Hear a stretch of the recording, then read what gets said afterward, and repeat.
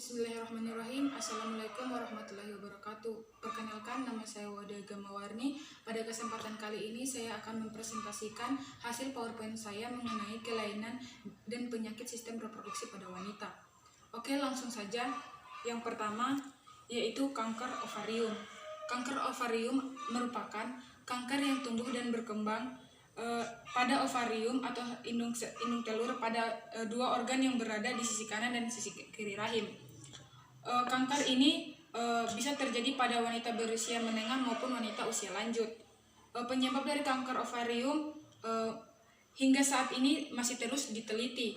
Tapi ada beberapa mekanisme yang menerangkan tentang teori kanker ovarium itu sendiri. Yang teori pertama menjelaskan bahwa mengenai trauma minor yang berlangsung terus-menerus selama siklus ovulasi. Sedangkan teori kedua menerangkan mengenai ekspos induk telur terhadap hormon gonadotropin yang dapat meningkatkan risiko keganasan.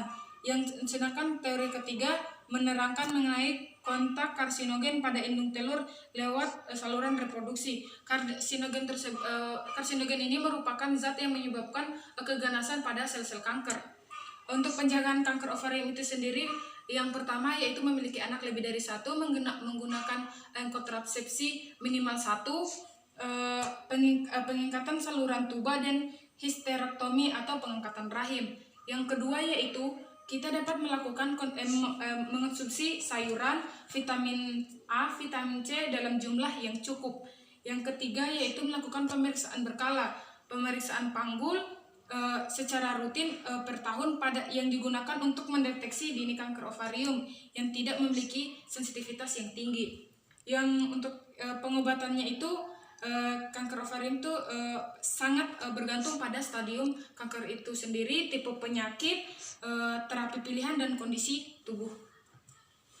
Kanker serviks. Kanker serviks atau kanker leher rahim adalah sebuah penyakit yang terjadi akibat pembentukan sel-sel di leher rahim secara abnormal yang terus-menerus tidak terkendali. Sel-sel abnormal tersebut dapat berkembang dengan sangat cepat hingga mengakibatkan tumbuhnya tumor ganas bagian serviks atau leher rahim. Penyebab dari penyebab dari kanker serviks atau leher rahim ini disebabkan oleh virus papilomavirus atau disebut dengan HPV. Pencegahan dari kanker serviks itu melakukan pembicaraan dengan pihak keluarga, teman, dan medis mengenai kesehatan Anda. Yang kedua yaitu melakukan tindakan tes pap smear. Yang ketiga, untuk Anda yang masih berusia di bawah umur 26 tahun dapat melakukan vaksin HPV untuk melindungi diri dari virus HPV 18 dan 16. Yang berikut hindari terjadinya penularan virus HPV itu yaitu dengan melakukan hubungan seks yang lebih aman dan menggunakan kondom dan tidak menggonta-ganti pasangan. Yang kelima, untuk mencegah perkembangan kanker yang ke tahap yang lebih tinggi, Anda dapat memulai dengan merubah gaya hidup sehat.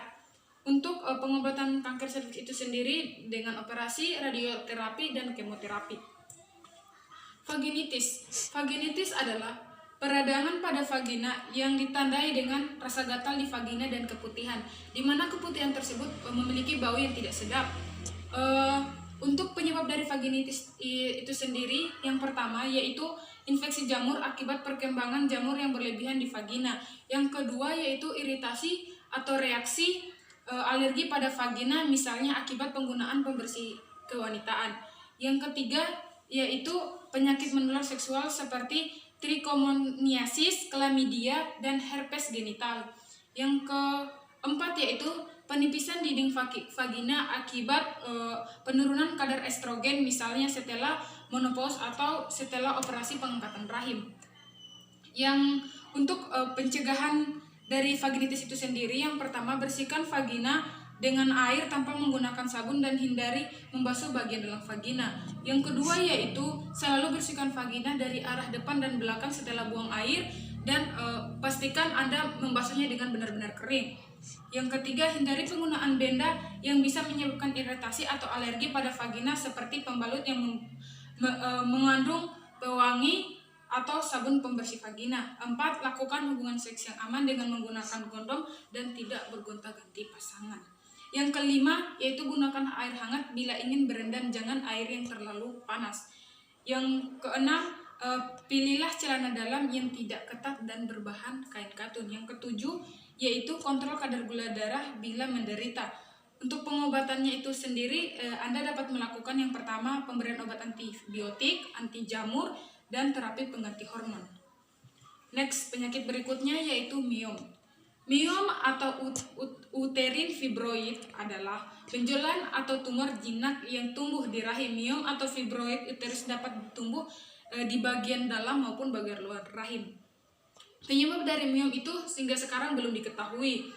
Namun ada beberapa hal yang dapat meningkatkan risiko munculnya miom. Salah satunya adalah peningkatan hormon estrogen, misalnya pada siklus menstruasi atau kehamilan.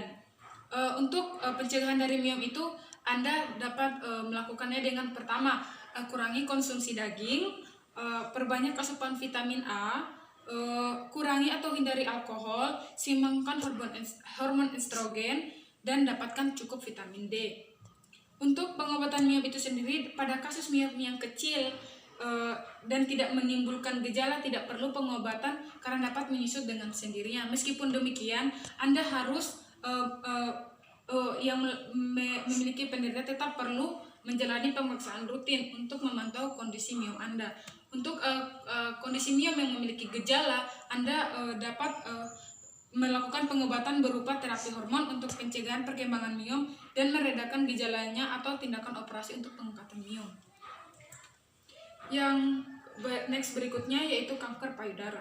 Kanker payudara adalah kondisi ketika sel-sel kanker terbentuk di jaringan payudara. Kanker bisa terbentuk di kelenjar yang menghasilkan susu atau disebut dengan lobulus atau ductus di mana yang membawa air susu ke puting. Kanker juga terbentuk di jaringan lemak atau jaringan ikat di dalam payudara. Penyebab dari kanker payudara belum diketahui hingga saat ini. Tetapi ada sejumlah faktor yang bisa menimbulkan seseorang berisiko terkena kanker payudara. Yang pertama, mengalami menstruasi secara dini atau usia yang telah lanjut, maksudnya usia yang sudah lebih tua, yang habis itu yang berisiko juga terkena kanker payudara itu yaitu memiliki keluarga yang memiliki riwayat kanker payudara. Pengobatan pencegahan dari kanker payudara itu dapat dilakukan dengan pemeriksaan oleh petugas medis. Pemeriksaan harus dilakukan secara rutin bila Anda berisiko terserang kanker payudara. Selain itu disarankan untuk berolahraga secara rutin dan tidak mengonsumsi alkohol. Pengobatan itu meliputi terapi radiasi, terapi hormon, kemoterapi, dan prosedur bedah. Saya rasa cukup PowerPoint saya.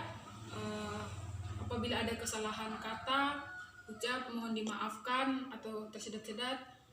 Sekian presentasi dari saya. Billahi fisabilil haq fastabiqul khairat. Wassalamualaikum warahmatullahi wabarakatuh.